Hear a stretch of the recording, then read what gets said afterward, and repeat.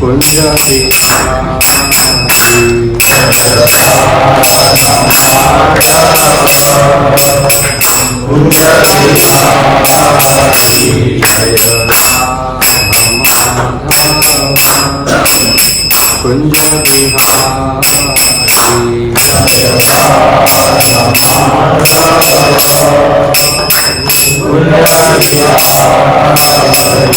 जय गोपी जनवल्लभ गिरिवरधारी जय गोपी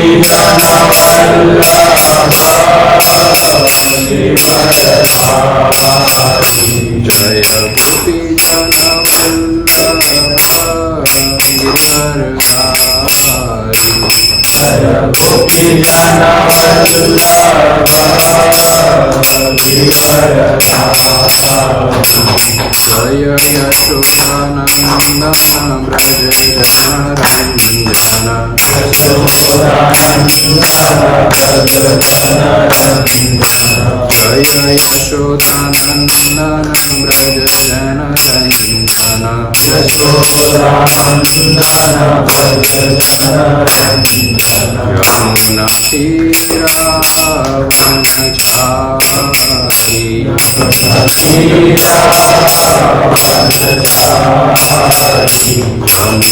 तीरावनचारी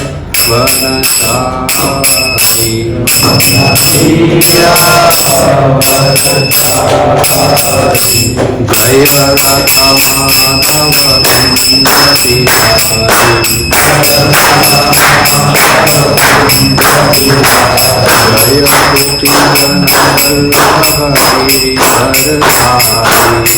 गोपी जनवल्लभ गिरिवरधारी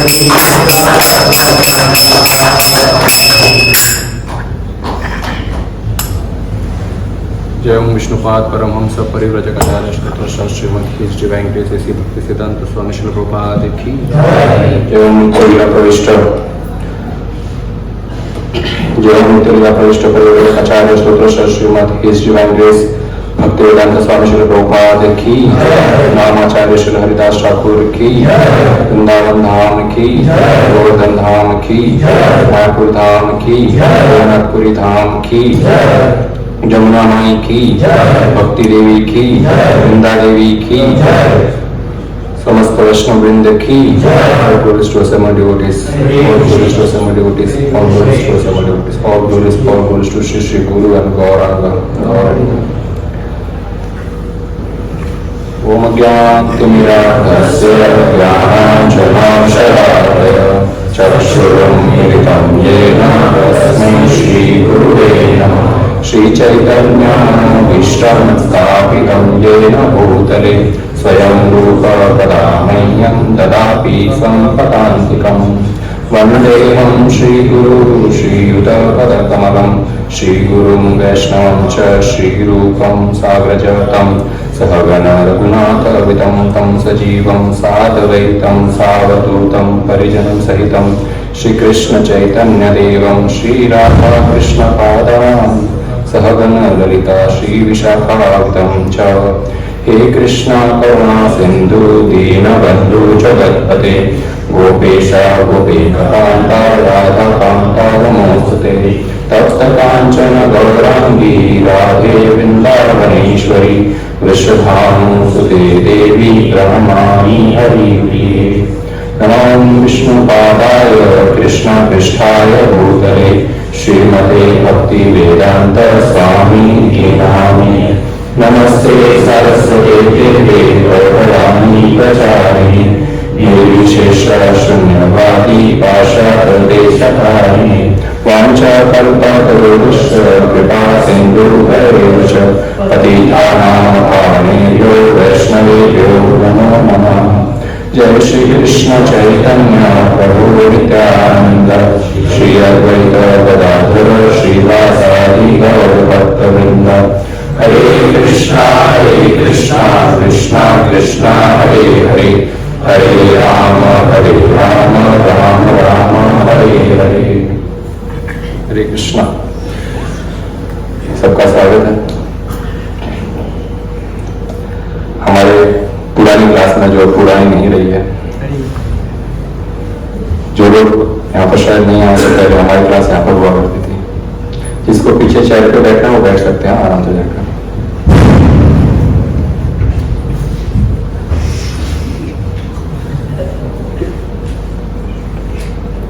हरे कृष्ण। तो क्या कथा कर रहे थे हम? ऑब्वियस है, उसने क्या कर रहे थे? ऐसे कहाँ हुई थी?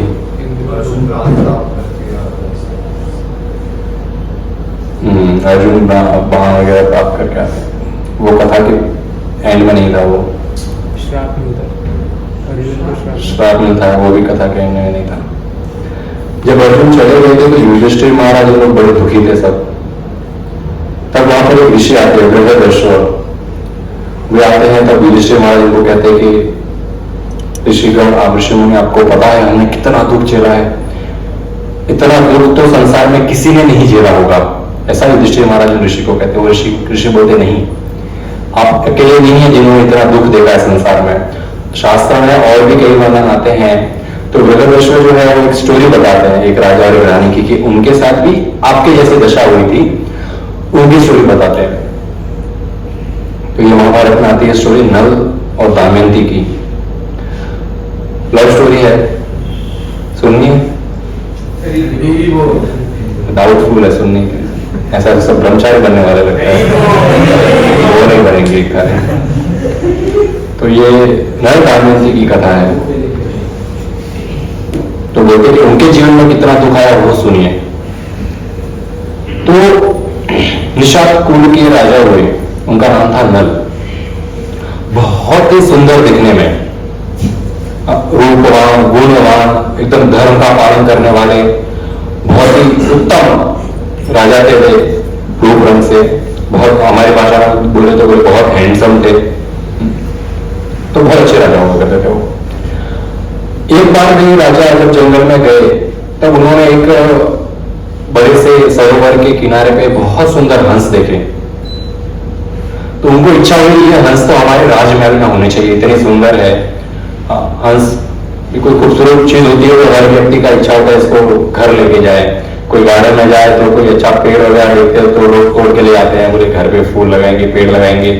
तो कोई चीज अच्छी दिखती है तो सबको इच्छा होती है हमारे घर में भी होनी चाहिए। तो इनका भी इच्छा हुआ कि घर पे होनी चाहिए। सुंदर चीज को लोग पसंद करते हैं। कोई किसी का इच्छा ऐसा तो नहीं होता कौवे को घर पे लेके जाओ, तो जो सुंदर दिखता है उसको ही लोग। तो यहाँ पर तो वैसे बाहर की सुंदरता की बात हो रही है, परंतु हंस बाहर से इसलिए खूबसूरत है क्योंकि हंस अंदर से भी खूबसूरत होता है।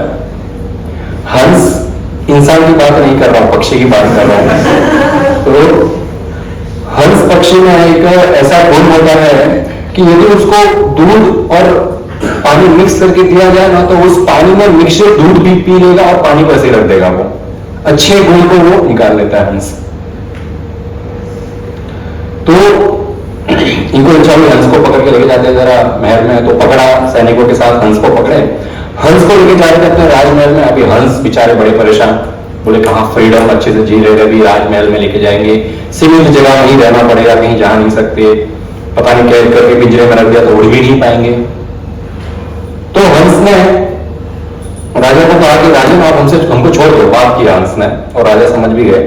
हंस ने कहा आप हमको छोड़ दो। राजा ने कहा क्यों छोड़ दूं, मैं तो राजा हूं यहाँ का, मेरा तो ऐसा कोई जोर जबरदस्ती नहीं था, पर राजा का इच्छा था कि आप यहाँ पर हो, सब सुख सुविधा में। पर हंस अपना फ्रीडम नहीं छोड़ना चाहते थे। तो हंस ने कहा कि यदि आप हमें छोड़ते हो तो एक बहुत ही उत्तम चीज आपके लिए हम बताएंगे और आपके फायदे की चीज होगी। हंस ने देखा ये राजा कोई साधारण राजा नहीं है। अब तक हंसों ने जितने राजा देखे थे सभी राजाओं में सबसे उत्तम ये राजा लग रहे थे। तो बोले आपके फायदे की बात है कुछ तो ठीक है बताइए। तो हंसों ने कहा कि विदर्भ देश की राजकुमारी है दमयंती। बोले वो इतनी खूबसूरत है कि देवतागण तक तरसते हैं कि हमारी शादी दमयंती से हो। वो इतनी खूबसूरत है कि पूरे विश्व के राजा जो बुजुर्ग हो गए वो भी वेट कर रहे हैं कि कब दमयंती की शादी होगी तब मैं जाकर शादी करूंगा। बोले इतने गुणवान है और इस प्रकार उन हंसों ने दमयंती की बहुत तारीफ की। और उस समय ऐसा तो होता नहीं था कहीं पे फोटो देखिए या फॉलो कर दिए इंस्टाग्राम तो मालूम पड़ेगा इस तरह का पहचान, ऐसा तो होता है। सुना, बस सुना। रुक्मिणी को कृष्ण से कैसे प्यार करता, सुना था सिर्फ। तो आज भी वही चीज लागू होती है। हम यदि किसी को प्यार का बोले तो इंस्टाग्राम पे देख लेंगे, पर्सनली मिल लेंगे, पर वास्तविक प्यार नहीं होता है। और कृष्ण को जो इंस्टा पे भी अवेलेबल नहीं है, फेसबुक पे भी नहीं है, व्हाट्सएप पे भी नहीं है, कभी देख भी नहीं पाए वास्तव में कैसे, उनके बारे में सिर्फ सुन सुन के प्यार हो गया लोगों को। लोगों ने छोड़ दिया अपना जीवन कृष्ण के लिए। तो सुनने से अधिक प्रेम बढ़ता है, चाहे वो कृष्ण के प्रति हो या फैमिली में जब झगड़ा होता है ना, तो झगड़ा जब माता पिता में झगड़ा हो या फिर भाई बहन में झगड़ा हो या फिर पति पत्नी में झगड़ा हो, तो वो झगड़े का सॉल्यूशन सोशल मीडिया पे है ही। वो झगड़े का सॉल्यूशन है सुनने का। अगर दोनों आमने सामने बैठकर अपनी प्रॉब्लम चर्चा करेंगे, जो चीज उनको कहनी है वो कहेंगे, और जब सुनेंगे तब तो उसका सॉल्यूशन मिलेगा। तो सुनना बहुत ज्यादा इंपॉर्टेंट है, सुनने को बहुत महत्व दिया गया है। ऐसे हम सोशल मीडिया पर देखते हैं ना, वो कोई ऐसा वो लड़का आता है माइक लेके और कुछ रैंडम लोगों को सवाल पूछता है, कुछ भी हल्का फुल्का। तो ऐसा एक हल्का फुल्का सवाल पूछ रहा था लोगों को, वैसे सवाल अच्छा था, वो लोगों का जवाब हल्का फुल्का था। उसने सवाल पूछा कि समझिए आपके पास सिर्फ 2 दिन है, 2 दिन में आपकी मृत्यु होने वाली, आप क्या करेंगे? तो एक जन बोलता है कि मैं सबसे पहले तो रिजाइन करूंगा अपने जॉब से, फटाफट फ्लाइट बुक करूंगा और विदेश घूमने जाऊंगा। 2 ही दिन है फ्लाइट, उसका 1 दिन तो फ्लाइट में चला गया, तो 1 दिन घूमेगा वो। कोई बोलता है कि मेरे को इतना टाइम से एक लड़की के ऊपर क्रश था, उसको फाइनली आई लव यू बोलूंगा, क्योंकि वो ना भी बोलेंगे तो फर्क नहीं पड़ता, 2 दिन में तो मरना ही है। एक व्यक्ति बोलता है कि मैं सबसे पहले मेरे बॉस को मारूंगा जाके, इतना खुन्नस है बॉस के ऊपर, तो खुन्नस निकालूंगा, 2 दिन में तो मरना ही है। कोई बोला कि मेरा दुश्मन को मैं मार दूंगा। तो इस प्रकार की अल्टी भलती चीजें लोग जवाब में दे रहे थे। और वही सिचुएशन जब परीक्षित महाराज के जीवन में है कि आपके जीवन में सिर्फ 7 दिन बचे हैं, उन्होंने नहीं सोचा कि बुल लेता हूं, फिर लेता हूं, इसको मार देता हूं। उन्होंने सब कुछ छोड़कर बोल अब 7 दिन केवल हरि कथा सुनो, अब सिर्फ भगवान के बारे में सुनूंगा। 7 दिन बचे हैं, अब तक अगर भक्ति मैंने नहीं की, अब तक अगर मैंने कृष्ण को खुश नहीं कर पाया, ये 7 दिन में मैं करूंगा खुश। और अचंभित तो बात ये है, उनको पता था वो 7 दिन में मरने वाले, और हमको पता भी नहीं है अगले 7 मिनट में यहाँ पर किसको हार्ट अटैक आने वाला है, किसी को पता नहीं। फिर भी ऐसे जीते कि अभी तो 100 साल बाकी पड़े।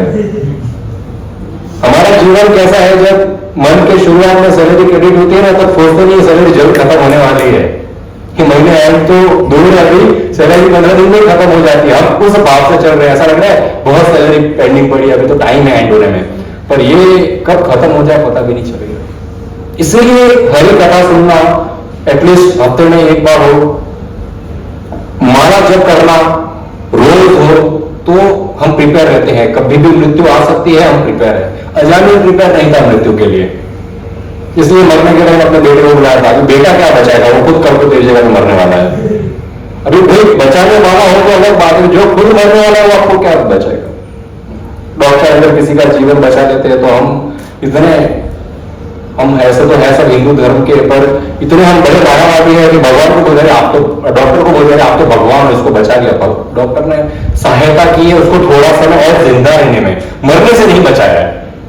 क्योंकि अभी डॉक्टर ने बचाया है, वो कितना साल जिंदा रहेगा, थोड़े साल में मृत्यु तो आनी वाली है। जिसने बचाया है वो खुद कर मरने वाला है। तो हमको इस जो मृत्यु रूपी जो बीमारी है, इसको बचाने वाला आज तक यहां पर कोई है ही नहीं, पृथ्वी पर कोई नहीं बचा सकता उनको।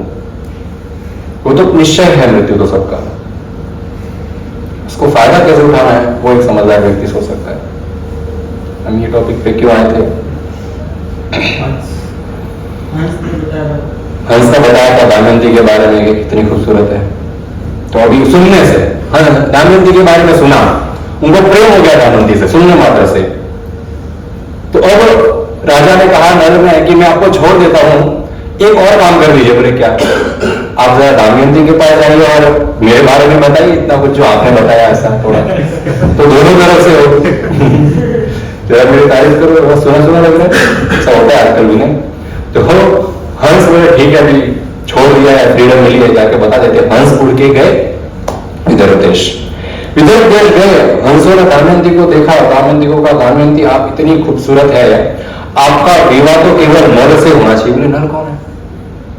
बोले एक विशाल देश के राजा है नल, वो इतने गुणवान है, इतने धर्म का पालन करने वाले हैं, इतनी सुंदर रूप रेखा है कि इतने सुंदर तो देवता कभी भी नहीं है।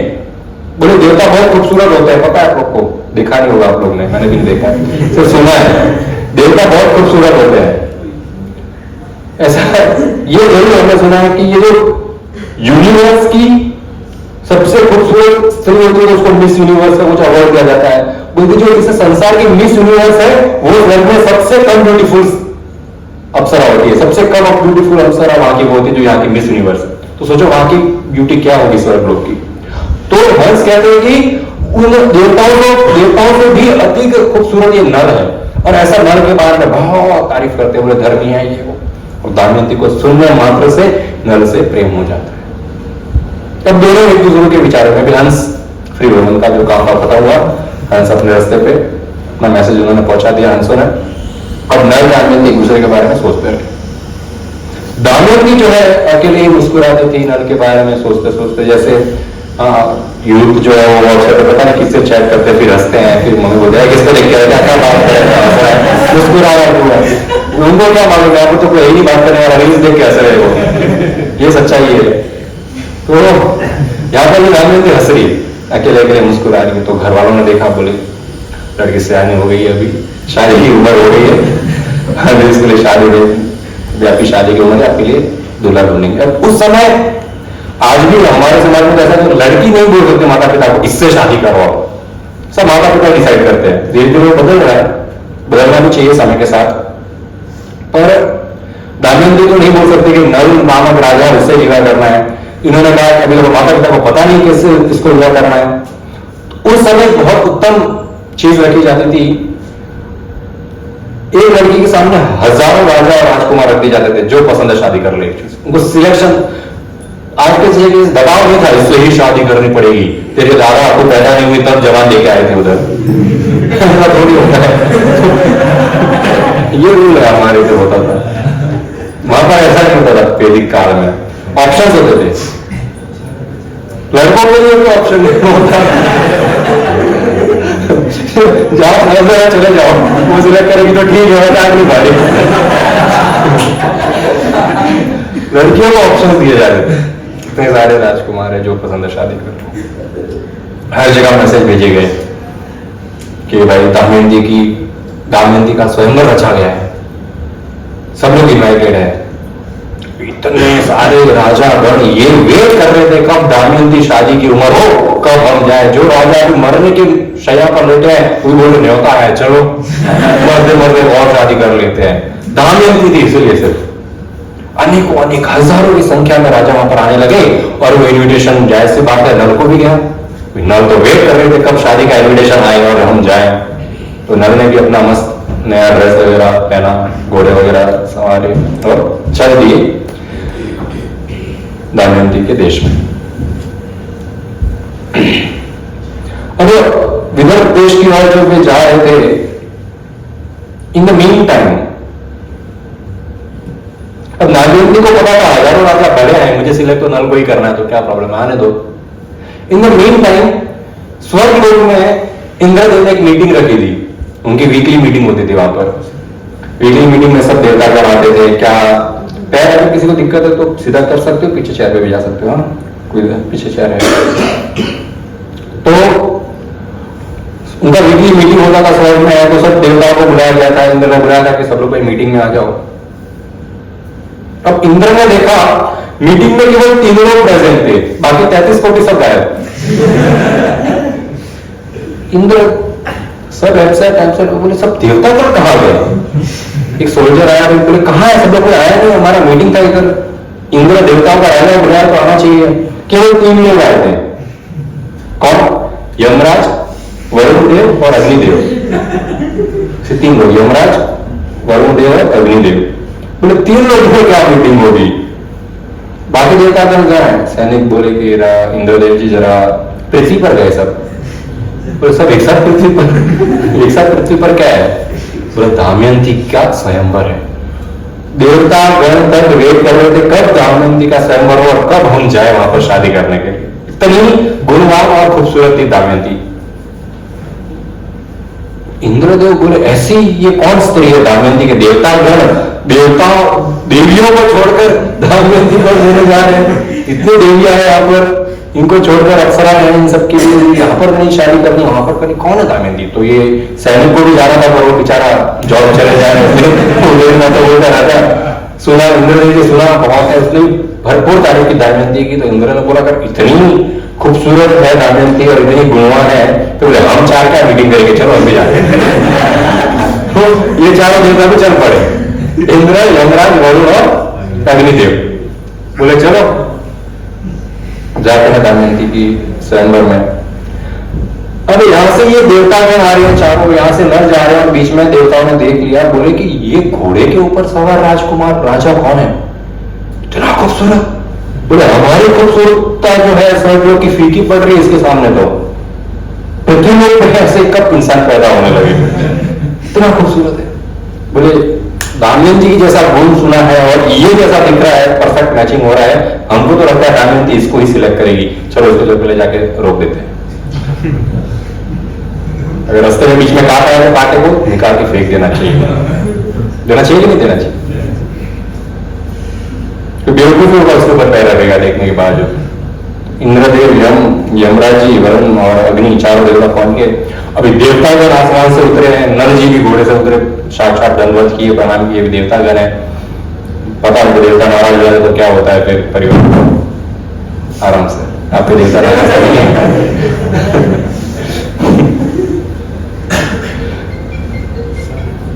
फोन सबके साइलेंट कर दीजिए, आई होप मेरा भी साइलेंट है। अब इतना एक्स्ट्रा ऑर्डिनरी हैंडसम व्यक्ति देवताओं ने देखा तो, और उस नर ने फिर हाथ वगैरह जोड़े, इतना देवता ने कहा नर आपकी सहायता चाहिए। अभी नर को सपने में भी नहीं सोच सकता कि देवता शादी के लिए आए अर्थ पे। बोले हाँ देवतागण है, जो आप कहेंगे मैं करूंगा। बोले वचन देते, बोले यस वचन देता हूं। बोले हमारा एक मैसेज है कि दमयंती के पास। बोले क्या मैसेज है। मैसेज में लिखा था कि दमयंती को बोलना, मुख से लिखने की जरूरत नहीं थी, मुख से बोला कि दमयंती को ये मैसेज देना कि स्वयंवर में 4 देवता आ रहे हैं, इंद्र यम वरुण और अग्नि, चारों में से किसी एक को ही सिलेक्ट करे और किसी को सिलेक्ट ना करे। नल के पैर वो करे तो जमीन खिसक गई।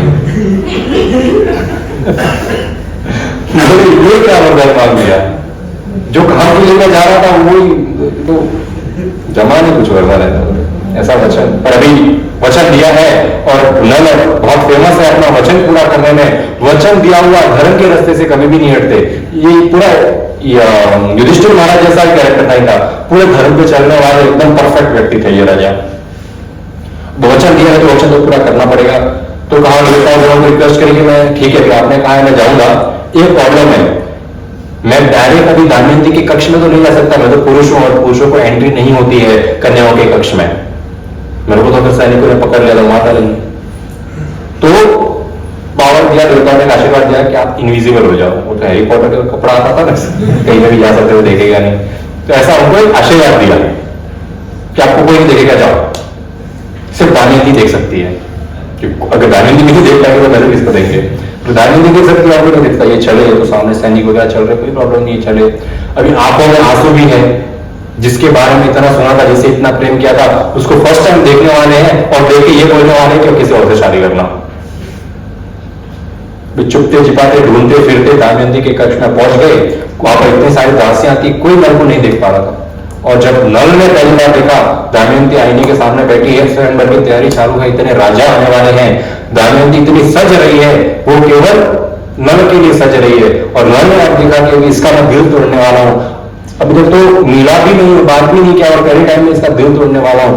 वो खुद को कंट्रोल नहीं करता, इतने भावुक हो गए कि वो गिर रहे थे। गिरते गिरते उन्होंने सारा टेबल का, उस टेबल के ऊपर फ्लावर वास रखा था, वो गिर गया। तो सब दासियों ने देखा ये इतना फ्लावर वास कैसे गिर गया। और फिर दमयंती पीछे उनके देखते नल खड़े।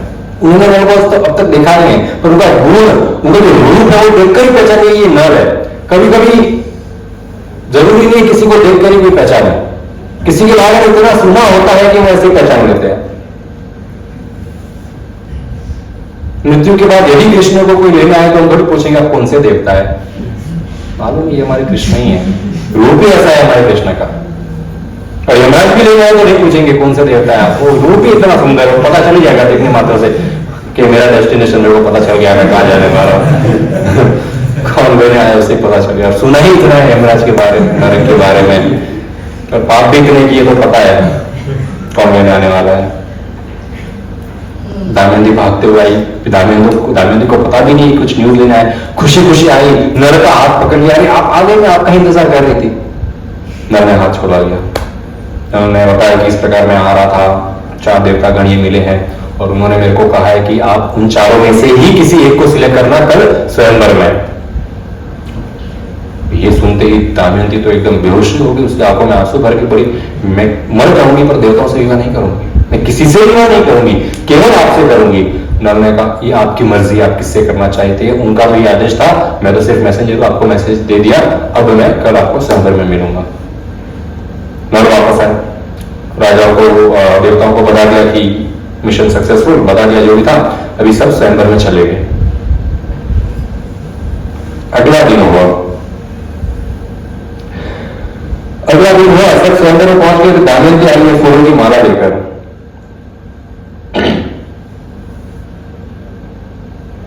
इतने सारे राजागण बैठे हैं, नर ने बता दिया था सबसे लास्ट में देवतागण बैठने वाले हैं, उनको आपको माला पहनानी है, चारों में से किसी एक को, उनके बगल में मैं भी खड़ा रहूंगा।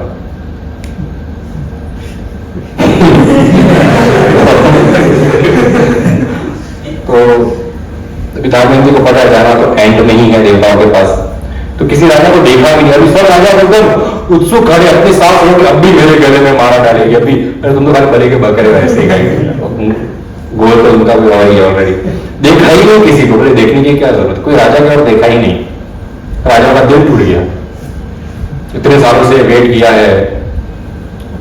दमयंती चलती गई और एंड में पहुंची, तब दमयंती ने ऊपर देखा तो वहां पर 4 देवता नहीं थे, 5 नल खड़े थे।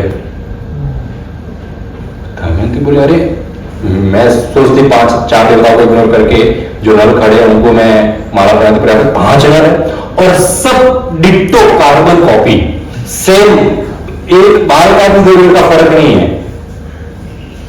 अरे ये तो बड़ा भारी काम हो गया लगता है। तो वास्तविक में वो 4 देवताओं ने रूप भी नल का ले लिया था, क्योंकि उनको अंदर से अभी भी इनसिक्योरिटी थी कि इतना खूबसूरत है इसको सिलेक्ट करेंगे, हमारा नंबर अभी नहीं माना है। तो एक्स्ट्रा सिक्योरिटी के लिए जरा रूप बदल लेते हैं, माला पहनाएंगे तो अपने रूप में आ जाएंगे, तब तक शादी हो गई। तो वो चारों के चारों नर बन के खड़े थे वहां पर। अभी दमयंती और दुखी हो गए, बोले अब तो कैसे सिलेक्ट करूं, सब एक जैसे दिखते हैं, रूप रंग में, हाइट, बॉडी सब एक जैसे, अब कैसे सिलेक्ट करूं। तब दमयंती नीचे देख कर वापस होने लग गई और अपने मन में आह्वान किया उन्होंने इंद्रदेव का, यमराज का, वरुण देव का, अग्निदेव का, और मन में इन चारों से प्रार्थना की कि हे देवगण आप आशीर्वाद दीजिए कि मैं नल से ही विवाह करूं। वो देवता है, राक्षस थोड़ी जबरदस्ती करेंगे किसी के साथ। उन्होंने ट्राई कर लिया, फेल हो गए तो क्या, हमारा काम ट्राई करना है, बाकी रिजल्ट तो कृष्ण देने वाले। उन्होंने ट्राई कर लिया अपना, उन्होंने आशीर्वाद दिया कि दमयंती आपका विवाह नल से ही होगा। अभी आप हमको पहचानेंगे कैसे, 5 नल खड़े हैं, बोले देवताओं में और इंसानों में थोड़ा फर्क होता है,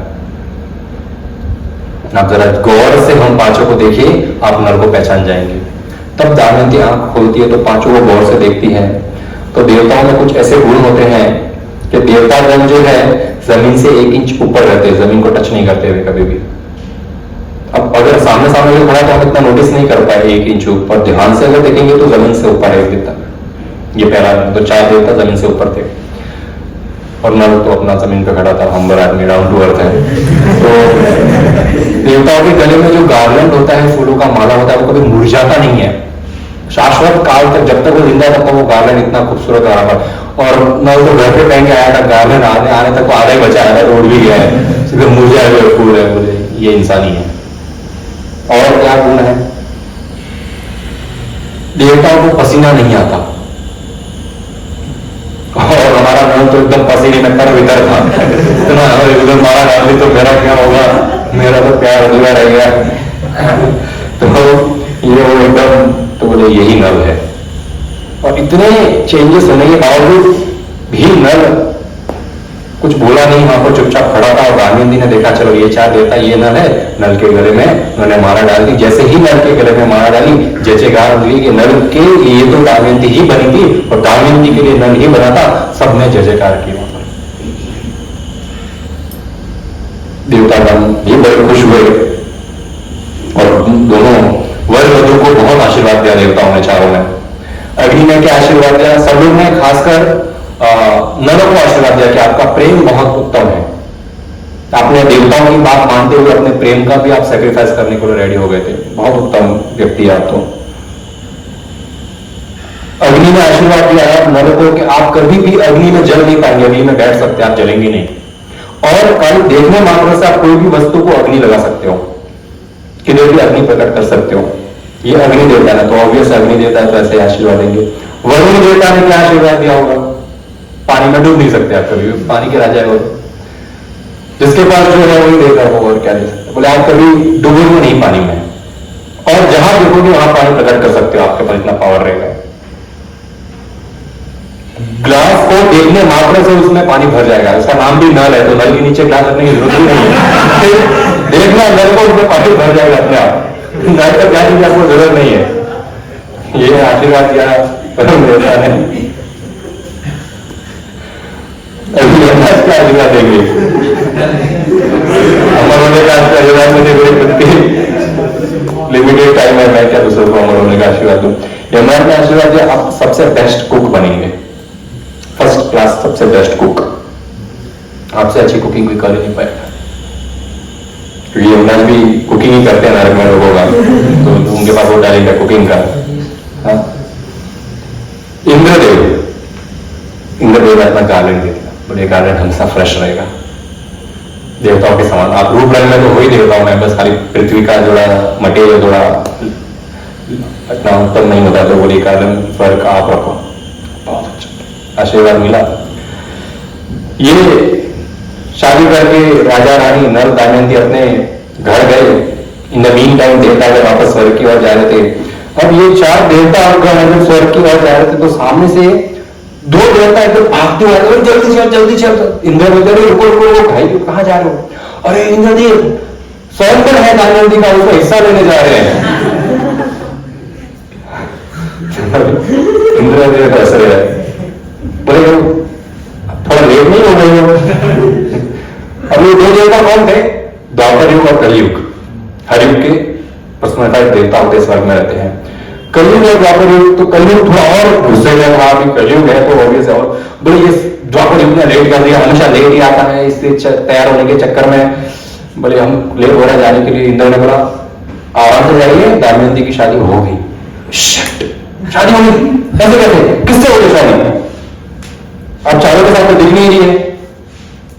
बोले हमसे नहीं, नल से शादी हुई, पृथ्वी के एक राजा है। तो ये देवता दोनों और द्वापर युग कुछ नहीं बोले, बेचारे सीधे थे। कलयुग बोले कि इंसान से शादी की ना दमयंती ने। आप चार देवता गए थे, अगर हम 6 गए होते तो हम दोनों की बारी नहीं रहती, वो भी समझ में आता है। इंद्र और वरुण अग्नि जैसे देवता जब गए हैं, आपको छोड़कर उसने नल से शादी की, ऐसा क्या नल में? हजम नहीं होती ये बात तो मेरे को, जेलसी हो रही है। कलयुग का तो प्रवृत्ति है जेलसी होना, जेलसी हो रही है। उसने उससे नल से कैसे शादी कर, और किसी से भी चलता था, पृथ्वी पे कैसे शादी की उसने?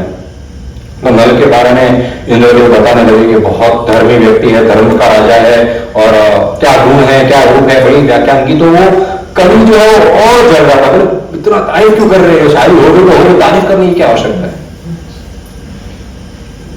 देवता गण अपने रास्ते पे। कलयुग जो है इसके मन में ये बात बैठ गई, दमयंती ने नल से शादी क्यों की,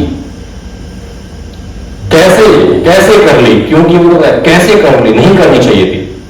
बोले नल है, इसको तो मैं छोड़ूंगा नहीं। अब उस समय चल रहा था, शायद त्रेता युग का टाइम का बात है ये, क्योंकि ये स्टोरी युधिष्ठिर महाराज सुन रहे हैं द्वापर युग में, तो ये त्रेता युग का बात है। तो कलयुग ने बोला कि अब तो बदला लूंगा, नल को तो छोड़ूंगा, दोनों को नहीं छोड़ूंगा अब तो मैं, तो मेरी नहीं हो पाई तो किसी की नहीं हो सकती। ऐसा उसका कलयुग का भाव था, और कलयुग में बहुत सारे लोगों का यही भाव होता है। वेट कर, अभी कहते अभी चल रहा, अभी ये जो युग चल रहा है त्रेता युग, सतयुग, कोई तो है द्वापर युग के पहले में से, दोनों में से एग्जैक्ट मुझे पता नहीं है, पर कलयुग तो नहीं था और कलयुग जा भी नहीं सकता है, उसका टाइम नहीं है। कलयुग कैसा जाएगा? जहां कलयुग के लक्षण होते हैं वहां कलयुग जाता है। अभी इस हॉल में कलयुग के लक्षण नहीं है, शायद इस हॉल के बाहर बहुत कलयुग है, इस दरवाजे के अंदर कलयुग नहीं है। यहां पर इस समय यहां पर हरि कथा हो रही है, ये सतयुग के समान है। यहां पर किसी के मन में द्वेष नहीं है, यहां किसी के मन में ईर्ष्या नहीं है, किसी के मन में उसको चैन मिली है मेरे को तो नहीं मिली है किसी के मन में, तो अर्थात यहां पर कलयुग नहीं है। कलयुग वहां उपस्थित होता है जहां कलयुग के गुण होते हैं। ये युग है, ये क्या है? ये कोई वस्तु नहीं है जो लाके दे दी अभी चलो द्वापर खत्म, ये वो कलयुग, पृथ्वी मैया ये वो कलयुग, ऐसा नहीं। व्यक्ति का जो सोच है, व्यक्ति का जो गुण है, जो परिस्थिति है वो बदलती है तो उसको कहते हैं युग बदलना। अब कलयुग विशाल को देश पहुंच गया और वेट करना कि कुछ गलती करे, ये नल है ये कुछ गलती करे, ऐसी गलती जो केवल कलयुग में की जा सकती है, वो कहे तो मैं हावी हो जाऊं, तुरंत उसके शरीर में घुस जाओ। शरीर में घुसता है कलयुग, अपने मन में घुस के बैठता है, बाहर नहीं है, इधर कलयुग नहीं है, मन में कलयुग बैठता है। पर हवा में से कोई किसी को मारता नहीं है, हवा से किसी को कोई गाली नहीं पड़ती, हवा से किसी के साथ कुछ बुरा नहीं होता है, व्यक्ति एक दूसरे के साथ बुरा करता है। तो कलयुग बाहर है कि अंदर है? बाहर तो सब सही सलामत है, जहां पर इंसान नहीं है वहां पर तो जंगल में जानवर एकदम खुश रहे, उनके लिए तो सतयुग चल रहा है जंगल में अभी भी, पर जहां इंसान पहुंचते हैं अपने साथ कलयुग को लेके जाता है। ये कलयुग वेट करने लगा, न कुछ ऐसी गलती करे कि मैं इसके शरीर में घुस जाऊं, छोड़ना नहीं नल को। कितना समय तक कलयुग ने वेट किया पता है? 12 साल। 12 साल तक कलयुग ने वेट किया कुछ तो गलती करे, और एक दिन नर ने 12 साल बाद गलती कर दी। क्या गलती की पता है? संध्या वंदन के लिए जाना था, पूजा करने के लिए, शाम के समय जो पूजा होती है और संध्या वंदन होती है उसके लिए जाना था। उसके पहले में लघु शंका गए। लघु शंका जाने का एक रूल होता है शास्त्रों के हिसाब से, व्यक्ति को सिर्फ हाथ नहीं धोना होता है, अपने पैर भी धोने कंपलसरी होते हैं उसके लिए। और वो लेट हो रहे थे, नर इतने लेट हो रहे थे अपने संध्या वंदन के लिए कि वो सिर्फ हाथ धो के चले गए पूजा करने के लिए, पैर नहीं धोए उन्होंने, और वो देख लिया कलयुग ने और उनके अंदर घुस गया। अभी नर के अंदर कलयुग बैठ गया, और वही कलयुग साथ ही साथ उनके भाई, अभी नर के छोटे भाई थे, उनका नाम था पुष्कर, उनके पास भी एक रूप लेकर चला गया और उसके अंदर भी बैठ गया, दोनों भाइयों के अंदर। पुष्कर के अंदर थोड़ा सा भावना था कि काश मैं भी राजा होता। अब उस भावना को एकदम विकसित कर दिया इस कलयुग ने जाकर। पुष्कर को कलयुग जाकर कहता है क्या तू अपने भाई की जी हुजूरी करता रहता है, भैया साइन राजा साइन, बोले खुद राजा बनो फिर तुम साइन करना, इसको राजा बना के बैठा। तो पुष्कर बोलता है बात तो सही आपकी, पर भाई है ना बड़े, तो मैं उनको भी छीन, मेरे पास कोई सेना भी नहीं है, मैं मारी सेना तो सब भैया की है, जो राजा है उसकी सेना, जिसकी लाठी उसकी भैंस। बोले वो थ्रोन मिले तो सेना मेरी हो, थ्रोन मिलता नहीं है, हमेशा से कुर्सी का ही दिक्कत चलते आ रहा है, आज भी कुर्सी का ही दिक्कत चल रहा है, कौन कुर्सी पे बैठेगा।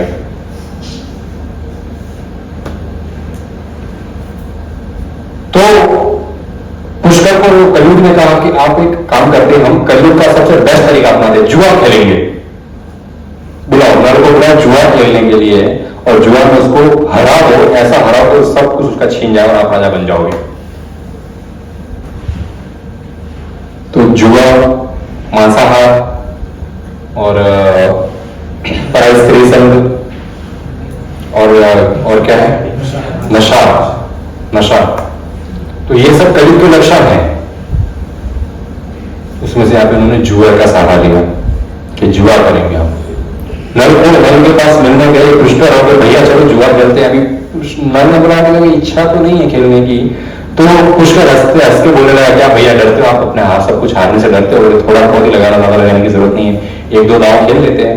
बाजे फेंके, नल हार गए, थोड़े पैसे, फिर राज्य का थोड़ा हिस्सा, प्रजा, पूरा राज्य, खुद के कपड़े, क्योंकि अंदर तो कल ही बैठा था ना, वो नहीं खेलना चाहा, आज तक कभी नहीं खेले, आज खेल दिए क्योंकि अंदर से कल ही प्रोत्साहन दे रहा था, एक और खेल, एक और, शायद वापस सब मिल जाएगा, शायद वापस सब मिल जाएगा, और इस प्रकार सब कुछ खो दिया। पुष्कर ने कहा कि अभी और एक गांव खेलते हैं, तो नल ने कहा अब तो मेरे पास कुछ भी नहीं है खेलने के लिए, बोले अपनी लाइफ को लगाओ पे दमयंती को। जैसे ही दमयंती कहा उसको होश आया, ये क्या कर रहा हूं, मैंने सब कुछ खो दिया, दमयंती को बोले नहीं, मैं दमयंती को नहीं लगाऊंगा। तो बोले आपको सब छोड़कर यहां से भी जाना है, एक कपड़ा सिर्फ दमयंती अपने शरीर पर लपेटेगी और एक कपड़ा सिर्फ आप अपने कमर पर लपेटोगे, उतना ही मिलेगा और कुछ नहीं है आपका। ये कहकर दोनों को राज्य से निकाल दिया। पूरे राज्य में कोई खाना नहीं देगा आपको। कलयुग ने अपना गेम खेल दिया। समय है ना सबके पास?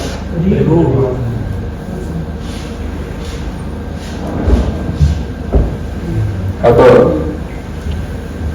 इतने समय कलयुग, ये जो नल और दमयंती साथ में थे, ये जुआ खेलने के पहले तो इनको एक लड़का और एक लड़की भी थे दोनों को।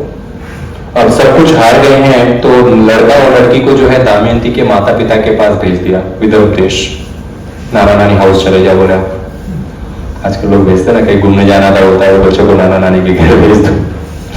तो अभी ये तो घूमने नहीं जा रहे थे, इनका तो बड़ा बुरा परिस्थिति था, तो बच्चों को तो भेज दिया अपने मायके, और ये दोनों जो है दर बदर भटकने लगे। कहीं पे कोई खाना नहीं मिल रहा है, कहीं दिन भूखे हैं, कहीं दिनों से भूखे, कहीं खाना नहीं मिल रहा है। नल ने कहा दमयंती को, दमयंती अभी इस शहर में, इस गांव में, इस टाउन में तो खाना नहीं मिलेगा, जंगल में शिकार करके खाना होगा उनको। एक कपड़ा दमयंती ने लपेटा हुआ अपने शरीर पे और एक कपड़ा नल ने लपेटा हुआ, दोनों जंगल में चले गए। जंगल में देखा दो कबूतर बैठे थे, नल ने कहा मैं मेरे लिए कपड़ा फेंक कर उनको पकड़ लेता हूं, यही पका के खा लेंगे। मांसाहार कलयुग का प्रवृत्ति, आज तक कभी नहीं किया था पर अभी ख्याल आने लगा। अभी नल ने जो एक कपड़ा रहा था वो अभी सिर्फ लंगोट में, हमारी भाषा में से अंडर है, उस समय लंगोट होती थी, सिर्फ लंगोट में एक कपड़ा था, वो फेंक कर पंचों के ऊपर पकड़ने की कोशिश की, वो पंचों कपड़ा लेकर उड़ गए।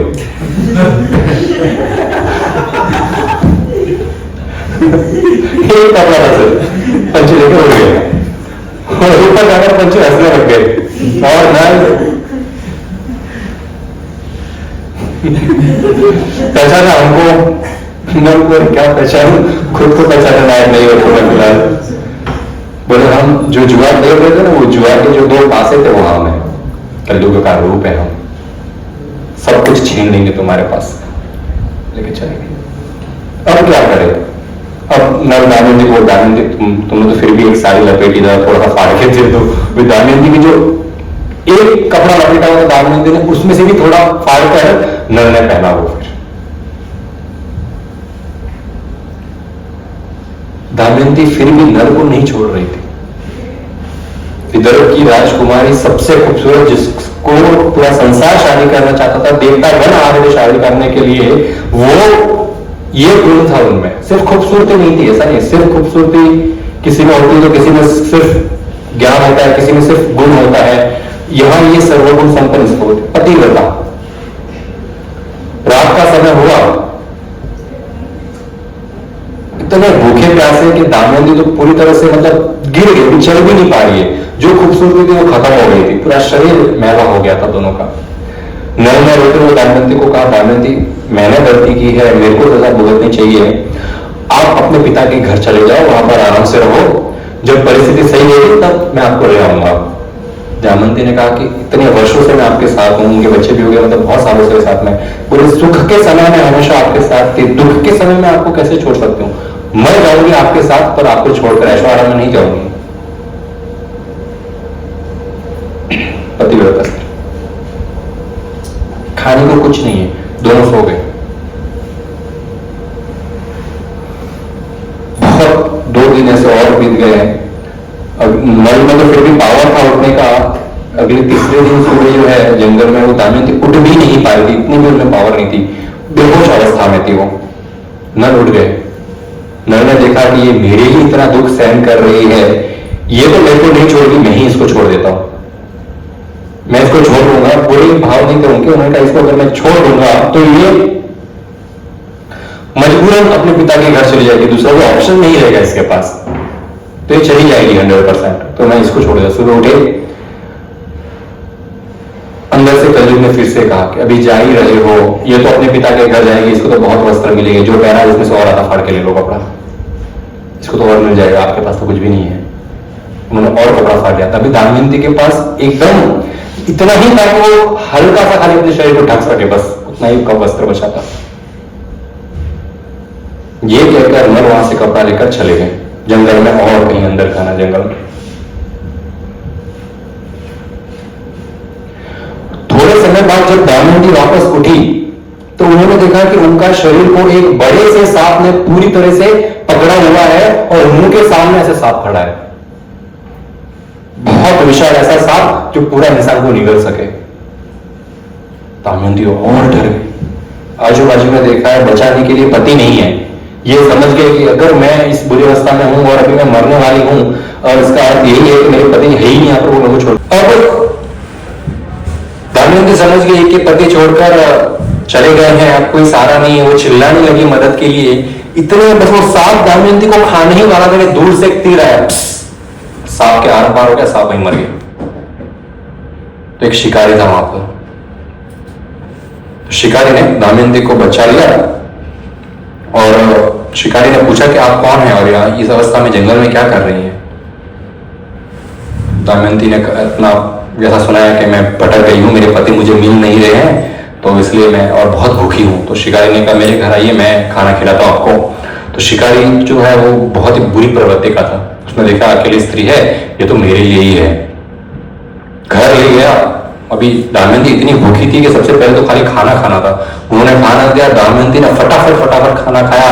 पूरा खाना खाने के बाद दमयंती ने देखा कितनी बुरी नजरों से वो शिकारी दमयंती को देख रहा था। अब शिकारी कहता है आप मुझसे विवाह करो, अब आप मेरे साथ रहो, मैंने आपकी सहायता की, अभी आप मेरे साथ रहो। दमयंती कहा नहीं, मैं तो मेरे पति को ढूंढ के उनके पास जाऊंगी, आपके पास नहीं रहूंगी।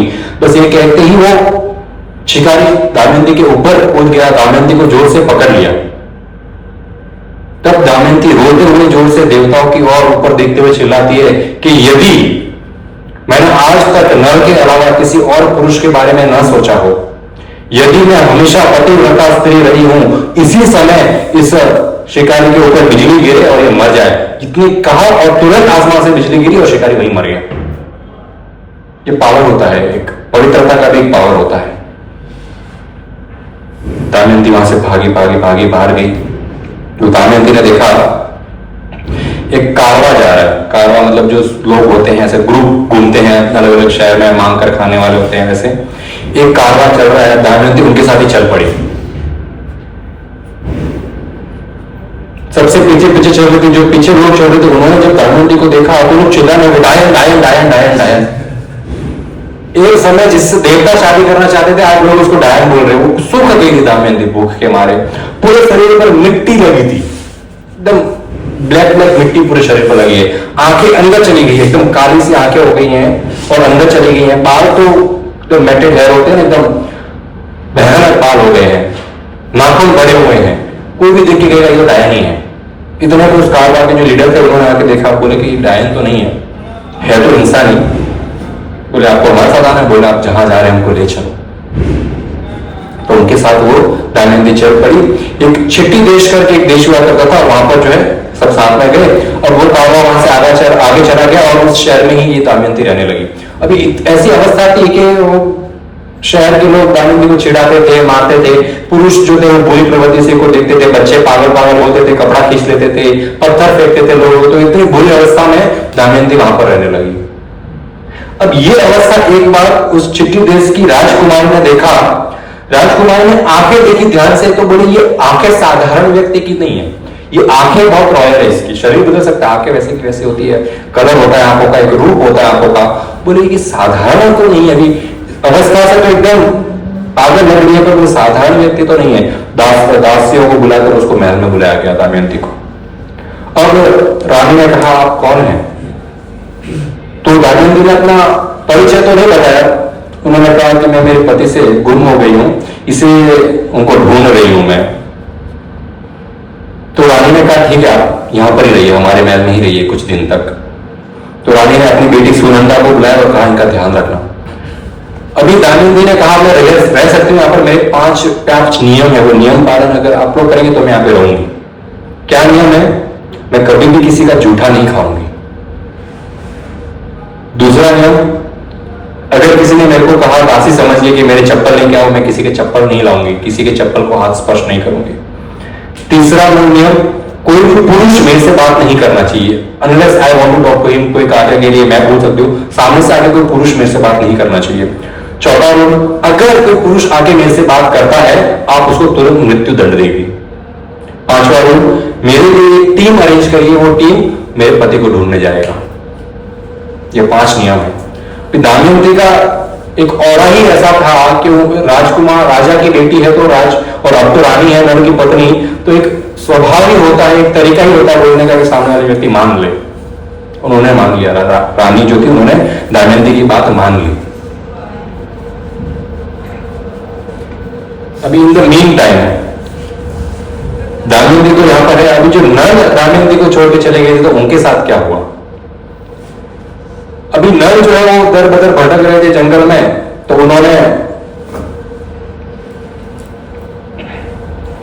दूर से कहीं आवाज सुनाई दे रही थी, बचाओ बचाओ बचाओ करके नल को आवाज सुनाई दी। तो नल देखने गए कौन चिल्ला रहा है, तो नल ने देखा एक पर्टिकुलर एरिया में आग लगी हुई है और उस आग के बीच में एक सर्प है, एक सांप है, जिसका शरीर सांप का है पर ऊपर से इंसान का शरीर है और पीछे से पूरा सांप है। वो आधा इंसान आधा सांप के रूप वाला कोई व्यक्ति था वहां पर, वो चिल्ला रहा था। तो नल ने कहा कि सांप हो रेंग के बाहर आ जाओ। तो सांप ने कहा कि नहीं, कि मैं नहीं बाहर आ सकता, मैं श्रापित हूं, या रेंग नहीं सकता। नल के पास तो आशीर्वाद था देवता कि वो अग्नि में जा सकते, तो वो अग्नि में गए, अग्नि को बुझाया और सांप को बचा लिया। बड़ा धन्यवाद कर रहा है, बहुत बहुत थैंक यू, आपने मुझे बचा लिया। और आपको क्या चाहिए, मैं आपको कुछ भी गिफ्ट दे सकता हूँ। अभी सांप ने भी एक रिक्वेस्ट करी, सांप ने बोला आपने मेरे को बचाया, थैंक यू, एक और रिक्वेस्ट है, 10 कदम मेरे को लेके जरा आगे छोड़ दो ना, 10 कदम ही जाना है मेरे को, ले चले। अभी नल बोलेगी इतना बचाया तो 10 कदम चलने में क्या बात है। तो सांप को अपने हाथ में रखते हुए जो नल है 10 कदम चले, जैसे ही 10 कदम चले वो सांप ने नल को डस लिया। नल को ये क्या किया आपने, मैंने आपको मृत्यु से बचाया है, आपने मेरे को डस लिया। सांप बोलता है कि मेरा यही श्राप था, मैं एक जगह से कहीं जा नहीं सकता, इसलिए मैं आग में जल रहा था। अगर 10 कदम भी मैं चले जाऊं, मेरे को नारद मुनि ने श्राप दिया था और उसका उपाय ये था 10 कदम अपने स्थान से अगर आगे में चला गया तो मैं श्राप से मुक्त हूं। आपने अपने को ले गए 10 कदम, मैं भी मुक्त हूं, तो डसा क्यों? ठीक है, तू मुक्त हो गया, तेरा श्राप था, मेरे को तू डसा। और जैसे ही सांप ने नल को डसा, नल जो है एक बौने का रूप में आ गए, हड्डियां बाहर आ गई शरीर से, पूरा रंग एकदम जो है घटिया सा हो गया, कोई इंसान का रूप वैसा रूप नहीं था, एकदम बाल सारे सर से झड़ गए, सफेद हो गए जो थोड़े बहुत बचे थे, और आंखें एकदम काली सी हो गई, और छोटा सा बौना सा रूप हो गया, एकदम भद्दे दिखने लगे, ऐसा घटिया रूप हो गया। नर काटू एक समय तो खूबसूरत हुआ करते कि देवता भी जलते थे जिससे, तब वो ऐसे रूप में हो गए। नर बोले कि यार ये तो आपने मेरे साथ बहुत गलत किया है। अभी जो ये सर्प था इसका नाम था करकोटा, ऐसे कुछ नाम था। तो ये बोलता है कि मैंने आपको ये जो किया है आपके साथ, ये आपके अच्छाई के लिए किया। बोले इतना जो हो रहा था वो कम था, अच्छा हुआ आप और अच्छा करने के लिए आ गए। इसमें क्या अच्छा हो सकता है? तब वो सर्व बताते हैं कि आपको ये फ्यूचर में ये रूप बहुत सहायता करेगा। आपके अंदर कुछ कलयुग बैठा हुआ था, अभी जो मैंने डसा है उनसे जहर से वो कलयुग के जो लक्षण है वो आपके शरीर से चले गए। अभी आप कभी भी गलत डिसीजन नहीं लेंगे वापस। ये एक। दूसरा, आपका भय पुष्कर अभी भी आपके पीछे सैनिक घुमा रहा है कि कब उसको पकड़ के मार दो, क्योंकि पता नहीं कब भाई वापस आ जाए महल लेने के लिए, तो खत्म ही कर देते जंगल में ढूंढ के। अब उसके सैनिक आपको भी पहचान ही नहीं पाएंगे। आप खुद आईने में देखोगे तो खुद को नहीं पहचान पाओगे, सैनिक क्या पहचान, ऐसा रूप कर दिया। साथ में एक कपड़ा दिया, आपकी जब भी इच्छा हो ये कपड़े को ओढ़ के वापस निकालोगे, आप अपने ओरिजिनल रूप में आ जाओगे, तब तक आप ऐसे ही रूप में रहो। एक और आशीर्वाद दिया, आप घोड़सवारी में निपुण, घोड़ों को कैसे हैंडल करते हैं ऐसे मंत्र दिए, यदि घोड़े के कान में ये मंत्र बोलोगे तो घोड़ा चलेगा नहीं, उड़ेगा सीधा।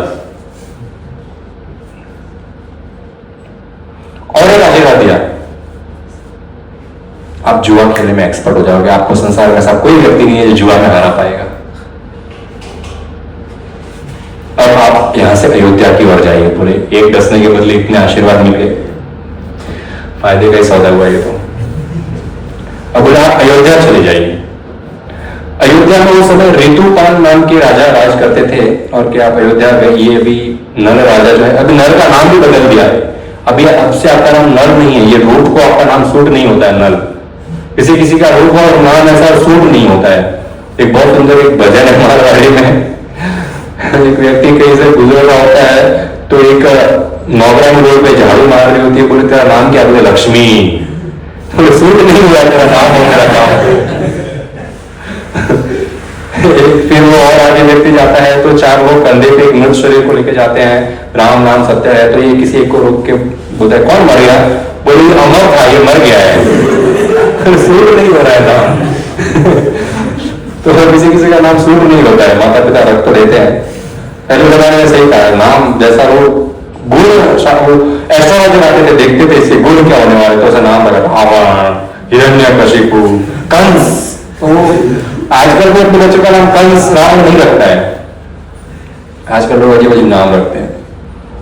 एक हमारे पुरानी बिल्डिंग में फैमिली में बच्चे का नाम रखा जियान। ये क्या नाम हुआ, जियान? हाँ वो डोरेमोन होता है ना जियान के साथ, भद्दे भद्दे नाम रखते लोग आजकल। आप लोग अपने बच्चों के नाम अच्छे रखना। अगर आप लोग शादी करो,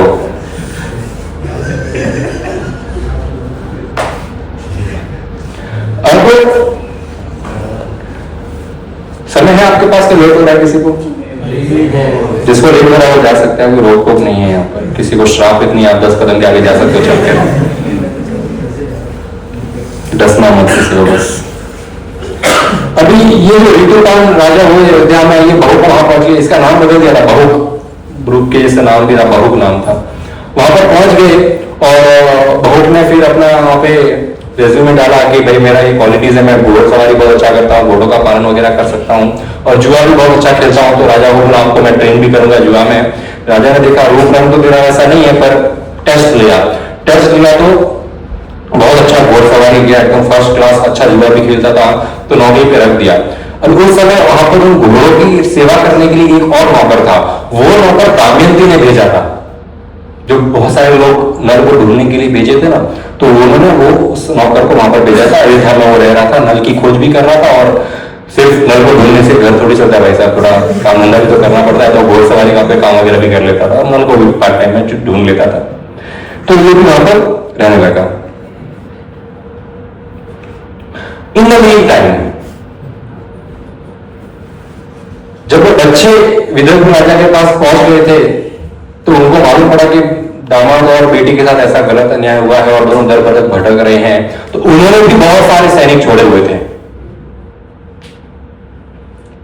दमयंती के भाई थे, उनका नाम था सुदेव। तो सुदेव ने बहुत सारे ब्राह्मण और जासूस छोड़े हुए थे, हर जगह देश में जाओ और दोनों को ढूंढो।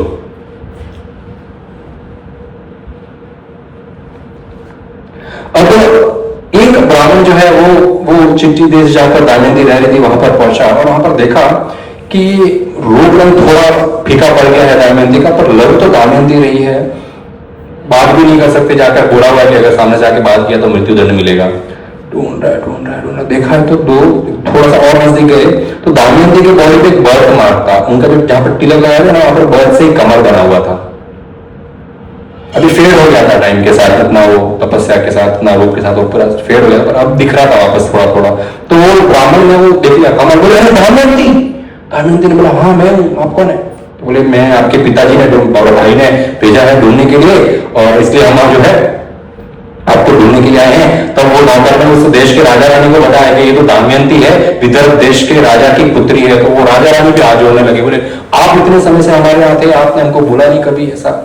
दमयंती ने भी उनसे थैंक यू बोला कि आपने मेरे को यहाँ पे रखा है और बहुत अच्छा किया। दमयंती अब जो है विदर्भ देश चली गई अपने पिता के पास, तो थोड़ा और भी अच्छे से ढूंढ सकती है अपने पति को, अब कोई ऑप्शन नहीं था उसके पास वैसे भी। अब वहां से अपने पति को ढूंढने के लिए एक सेना भेजी। दमयंती ने कहा कि हम इतने टाइम से ढूंढ रहे हैं नर को, पर वो मिल नहीं रहा है। अब एक ऑप्शन है नल को ढूंढने का। मैंने और नल ने जितने दुख देखे हैं उसके ऊपर दमयंती ने कविता बनाई और कहा कि आप जिस जिस देश में जाओ वहां पर ये कविता गाना। नल ने जहां पर भी ये सुना वो पहचानेगा कि दमयंती मुझे ढूंढ रही है। अब ये सैनिक हर जगह जा रहे हैं, ये कविता गा रहे हैं कि किस प्रकार नल के साथ जुए में सब हार गया, दमयंती के साथ जंगल में आए, फिर वो कपड़ा भी चोरी करके चले, चोरी मतलब तोड़ते फाड़ के चले गए वहां से, फिर इतना दुख वगैरह हुआ है, वो सब गा रहे। ऐसे ही गाते गाते एक व्यक्ति अयोध्या पहुंच गया और बहुक ने, जो नल थे वो बहुक ने ये सुन लिया। बहुक ने सुना तो बहुक ने भी वो सेम गाना रिपीट करते हुए अपनी दुखद घटना जो है नल ने भी गाया। अभी तो नल ने बताया था वो कौन। अब जो ये जासूस आया था इसने बहुक के मुख से मैचिंग गाना सुना तो वह डाउटफुल हो गया, बोले नल तो नहीं है, हमारी रानी ऐसे तो शादी नहीं करने वाली थी। तो अब ये न्यूज लेके दमयंती के पास गया, दमयंती को बोला कि अयोध्या में एक घोड़सवारी करने वाला नौकर है, वो आपकी मैचिंग की कविता गा रहा था, पर वो नल तो नहीं था, ये 100% है। दमयंती ने कहा अगर वो नल नहीं था तो इसका मतलब उसको नल के बारे में पता है, इसलिए वो गा रहा है। बोले तो उससे मिलना है हमको। कैसे मिलेंगे?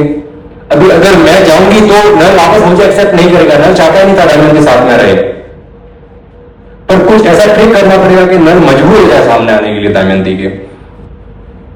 तो दमयंती ने कहा कि हम फिर से मेरा स्वयंवर करेंगे। ये जब नल सुनेगा कि अरे दमयंती फिर से शादी कर रही, तो वो पक्का आएगा।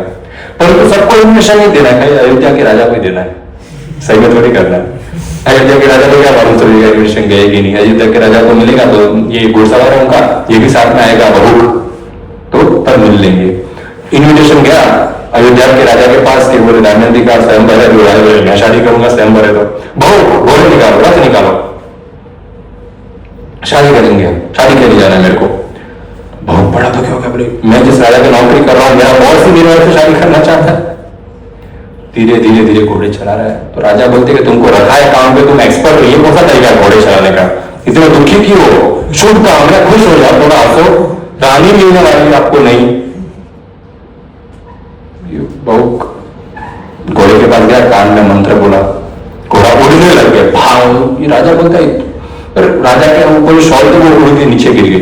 राजा बोलते रोक रोको, शॉल गिर गई है, इतना तेज मत चलाओ। भोग बोलता है कि ये आपने मेरे को सिर्फ 4 सेकंड में बोला है कि रुक, शॉल गिर गई है, वो 8 किलोमीटर पीछे रह गया है, इतना तेज हम आगे आ गए। बोले इतना तेज आप कैसे चला सकते हो? बोले मेरे पास एक जादू है, मतलब मंत्र है। राजा बोलते मेरे पास भी एक मंत्र है। क्या मंत्र है? बोले मैं कैसे भी किसी को भी गिन सकता हूं, ये पेड़ के ऊपर जितने पत्ते हैं मैं 1 सेकंड में गिन सकता हूं। तो दोनों ने मंत्र एक्सचेंज किया, बोले मेरा मंत्र तूने, तेरा मंत्र मैंने। तो दोनों ने मंत्र एक्सचेंज किया। फिर जो है वहां पर पहुंच गए, राजा देख रहे कि स्वयं की तैयारी तो नहीं है, दूसरे कोई राजा भी नहीं है, मैं अकेला यहां पर, ये क्या चल रहा है। अब दमयंती देख रही है बहू को कि ये बहू जो है ये नल तो नहीं है, परंतु इससे मिल के बात करना है, तो हालचाल देखने, जासूस मतलब महल में अभी तो अपने राज्य में ही रह रहा है तो ध्यान दे रहे क्या करता है। तो जब नल को प्यास लगती थी तो वो ग्लास को खाली देता था, ग्लास भर जाता था। जब कहीं भी अग्नि जलानी होती थी तो खाली आंख मात्र से अग्नि जल जाती थी। तो दमयंती ने बोला ये गुण तो सिर्फ नल के पास ही है, नल को शादी में ये सारे आशीर्वाद मिले थे, ये कैसे कर पा रहा है। अब फाइनल टच लेंगे, बोले बच्चों को सामने भेजते। जैसे ही 2 बच्चों को सामने भेजा तब बहू ने देखे ही 2 बच्चों को अपने नाम से पुकार के आलिंगन कर लिया। तब दमयंती को पता चला, दमयंती ने कहा नल, और नल ने देखा पहचान लिया गया हूं मैं। नल की आंखों में आंसू आ गया। नल ने बोला कि दमयंती तुम दूसरा शादी कर रहे हो। दमयंती के नाम में कभी दूसरा शादी, मैं मर जाऊंगी मैं दूसरी शादी नहीं करूंगी, ये तो सिर्फ आपको ढूंढने के लिए मैंने चाल चला था, और आपकी ऐसी हालत कैसे हो गई है। तब नल ने जो है वो कपड़ा निकाला, ओढ़ा और वापस बाहर आया तो वापस अपने ओरिजिनल रूप नल में आ गया था। अब ये परिवार पूरा हुआ, राजा को भी पता चला कि इनका प्लानिंग था, बेचारे झूठी आशा लेके आया था, वो घर पे बोल के आएगा, बोल लेके आएगा। यहाँ पर इन दोनों मिल गए। अब कह वापस अपने महल में चलो और वापस पुष्कर को अभी चैलेंज करेगी नहीं गेम के लिए। अभी नल के पास अभी कलयुग नहीं है, पावर है गेम खेलने का, जुए का। तो वो खेलने के लिए गए, पुष्कर को हरा दिया और पुष्कर फिर पैरों में गिर गया, माफी मांगना कि मैंने आपके साथ बहुत गलत किया, अभी ये महल ले लो आप। पर नल तो थे ही दयावान, उन्होंने बोला भाई तेरी इच्छा ही थी ना राज्य करना है, जब पहले बोल देता आधा राज्य मैं तेरे को दे देता, आधा मैं रखता। ये इधर थोड़ी कोई नेपोटिज्म चल रहा है कि मैं बड़ा हूं तो नहीं राजा बनूंगा, नहीं, जो इच्छा है तो हक कर लेंगे। बोले आधा राज्य तू ले ले। अब पुष्कर ने बोला नहीं, आधा राज्य भी नहीं चाहिए, मैं आपके चरणों में ही रहना चाहता हूँ, हमेशा आपकी सेवा ही करना चाहता हूँ। इस तरह नल दमयंती हमेशा फिर साथ में खुश रहने लगे। ये स्टोरी युधिष्ठिर महाराज सुन रहे हैं। फिर ऋषि कहते हैं क्या आपको लगता है आपके जीवन में इतने दुख है? बोलते नहीं, इतने दुख तो मेरे घर नहीं, हम तो आराम से रह रहे हैं जंगल में, हजारों ब्राह्मण है साथ में, मंत्र होता है, यज्ञ होता है, हम लोग तो भूखे मर रहे हैं। बोले ये कपड़ा भी 2 कबूतर उड़ा के लेके गए, हमारी द्रौपदी के पास तो भगवान ने ऐसा कलश दिया है जिसके अंदर से अनगिनत खाना निकलता है, हम तो कभी भूखे भी नहीं मरते। युधिष्ठिर महाराज सोच रहे, मैं सोच रहा था मैं इतना दुखी हूं, और यहाँ पर ये नल दमयंती की स्टोरी सुन के अब मुझे रियलाइज हो गया कि मेरा दुख तो कुछ भी नहीं है। तो जब भी जीवन में ऐसी कुछ सिचुएशन आती है, दुख आती है, आज आपने अभी रिसेंटली जोधपुर का देखा किसी ने, कितने साल की थी तो बच्ची, 14-15 साल की दिख रही थी वो, 18 लोग की डेथ हुई है। नहीं मैं एक्सीडेंट की बात नहीं कर रहा हूँ, स्कूल की बात कर रहा हूँ। 14-15 साल की लड़की टेरेस से कूद के आत्महत्या कर दिया। 14-15 साल में हमको पता भी नहीं चल रहा था कि मतलब फ्रेंड्स कैसे बनाते हैं, बात कैसे करते हैं, हमको होमवर्क की चिंता होती थी, कल टीचर मारेगी होमवर्क नहीं पूरा हुआ है। जिस उम्र में बच्चे को पढ़ाई का होमवर्क का विचार आना चाहिए, वो बच्ची ने टेरेस से कूद के सुसाइड कर लिया। सोचो आजकल के जमाने डिप्रेशन लेवल जो है किस हद तक गया हुआ है, किस हद तक लोग मेंटली डिस्टर्ब है। इतना डिप्रेशन है संसार में, इतना दुख है संसार में, सिर्फ 2 ऑप्शन है लोगों के पास को, या तो वो नशा पानी करके गलत रास्ते पर चलते हैं या सुसाइड कर लेते हैं। परंतु वास्तविक ऑप्शन यही है कि हरि कथा भगवान के चरणों में आए, हरि कथा सुने। हरि कथा सुनेंगे, जीवन में कितना भी बड़ा दुख हो, शास्त्रों में हर दुख के रिलेटेड एक स्टोरी है। हमको लगा था, युधिष्ठिर महाराज को लग रहा था मेरा दुख इतना बड़ा है, ये स्टोरी सुनी बोली मेरा दुख तो कुछ नहीं है, 14 साल बाद मैं तो मेरे भाइयों को मार के मैं ले लूंगा। तो हमारे जीवन में कितना भी प्रॉब्लम आ रहा है, शास्त्र में भगवान ने ऐसे अच्छे उदाहरण दिए हैं कि वो सुनने से हमको हौसला मिलता है कि नहीं सब ठीक हो जाएगा, सब ठीक हो जाएगा। इसीलिए हरि कथा सुनना इंपॉर्टेंट है। वो जमाना जो है लोग हरि कथा सुनते थे कृष्ण को प्राप्त करने के लिए। यहाँ तो इतना काम बिगड़ा हुआ है कि लोगों को पहले मोटिवेट करना है कि भाई तू इंसान तो बन, तेरे में मोटिवेशन तो आए, तो अच्छे से जीवन तो जी, अपना भौतिक संसार का, फिर आध्यात्मिक के बारे में सोचेंगे। मेंटली स्टेबल नहीं है, भगवान को क्या प्राप्त करेंगे? खुद का मेंटल पीस तो प्राप्त कर लेते पहले। इसलिए कथा में आना इंपॉर्टेंट है, कथा सुनना इंपॉर्टेंट है। इसके बाद युधिष्ठिर महाराज महाभारत में आगे क्या क्या लीला होती है नेक्स्ट वीक करेंगे। Thank you so much. Prabhupada की जय।